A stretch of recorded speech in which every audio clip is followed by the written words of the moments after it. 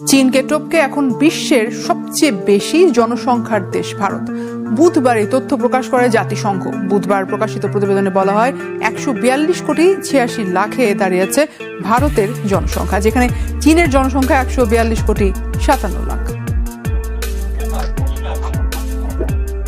শীর্ষ জনবহুল দেশ আর চীন যেন একে অপরের সমর্থক ছিল।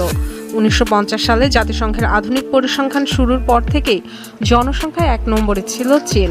প্রথমবারের মতো সে তালিকায় শীর্ষে উঠে এলো প্রতিবেশী ভারত।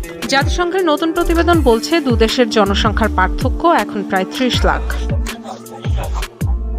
এশিয়ায় মোট জনসংখ্যার 5 ভাগের 1 ভাগই ভারতের, যা গোটা ইউরোপ, আফ্রিকা কিংবা আমেরিকার মোট জনসংখ্যার চেয়েও বেশি। দেশটির অর্ধেক জনগোষ্ঠীর বয়স 30 বছরের নিচে, 68% বয়স 15 থেকে 64 বছরের মধ্যে। 2021 পর্যন্ত 12 বছরে 20 কোটি মানুষ বেড়েছে ভারতে। বিশেষজ্ঞরা বলছেন আরও 3 দশক ধরেই সেখানে বজায় থাকবে জনসংখ্যা বৃদ্ধির ঊর্ধ্বহার। 2050 সাল নাগাদ যা ছাড়িয়ে যাবে 166 কোটি। বিপরীত চিত্র চীনে। গেল কয়েক বছর ধরেই দেশটিতে নিম্নমুখী জনসংখ্যা বৃদ্ধির হার। 1960 সালের পর প্রথমবারের মতো গেল বছর দেশটিতে মৃত্যুহারের তুলনায় কম ছিল জন্মহার। 2022-এ প্রতি হাজারে চীনের জন্মহার ছিল রেকর্ড সর্বনিম্ন 6.77%।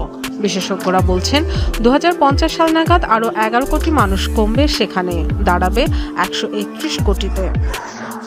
1980 থেকে 2015 সাল পর্যন্ত এক সন্তান নীতির প্রভাবে কমতে থাকে চীনের জনসংখ্যা।